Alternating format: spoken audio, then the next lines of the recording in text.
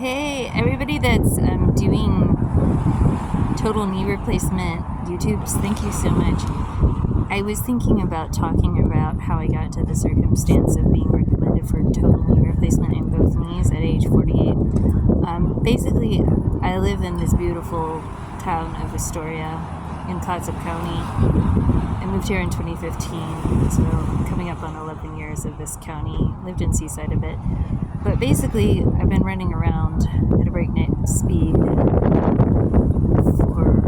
like a primary hobby being walking. And all day walking has been like a huge passion of mine.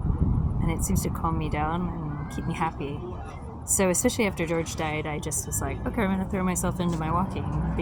And I remember thinking I'm a good bit finished and it's pretty inherently nomadic lifestyle.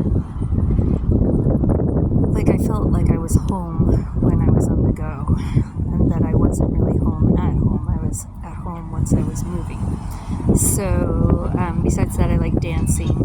But this thing I just had this realization about is that I have like pursued my addiction to helping the homeless as like an extreme sport, where numerous times I have tripped and fallen when I'm in a big old rush. Like yesterday, I fell at the yard sale in this horrible architecture when I was scoring all these like boots and coats and stuff for the homeless. So basically, like realizing that in this other big fall I had a few days after Dan Kennedy's suicide attempt, I was really like nerve-wracked, but I was taking stuff down to the Nordic Park for my friends, and then I was going to help George, and I ended up having this really bad fall that George witnessed, and he was just shocked, and I could barely walk in, and then I also pretty much denied myself medical care because I was his primary caregiver, and he was not functional enough to take his meds daily on a regular schedule without me assisting him to keep his kidney and heart and liver in check.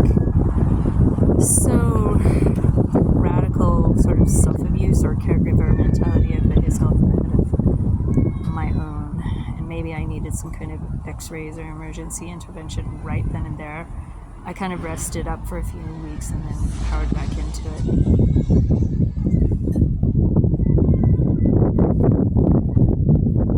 But I thought when I noticed the name for the ruins, the old beautiful ballroom of the old 1920s building, I was kind of like thinking like, why would you call it that? Because it definitely needs some work and they struggled to maintain it.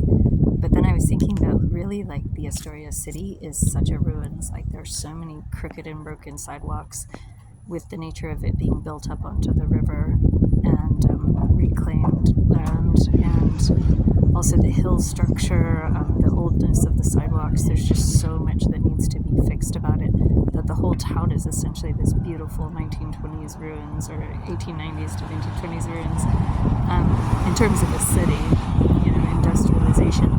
But I'm really confronted with the fact that breakneck speed running around and crashing my knees with no knee pads on these horrible sidewalks is just like a horrible toll for my body, and that my body was probably more designed for some kind of like soft terra firma, but like soft ground. But another thing I've been thinking about is skiing sounds really fun because I feel like the smooth glide of snow would actually work out better with my arthritis. But I'm also enjoying the upper body strength I'm getting from using my walker, and I love to work out my arms, so I'm getting kind of a big rush off of that. Although I'm actually getting quite a lot of like carpal tunnel type stuff in my wrist, so I have to lay off, and maybe back stuff, because I'm not sure how to correctly use the walker, because I pretty much just want to run with it, because I like really love running. So I looked it up if running with a walker is a thing, and there's like a lady with complications from her hip surgeries who's still addicted to running so bad that she literally runs with a walker and like burns out a walker really fast. I pretty much burned out my walker within a few weeks, the cheap Medicare one, so I'm back on the one I got from the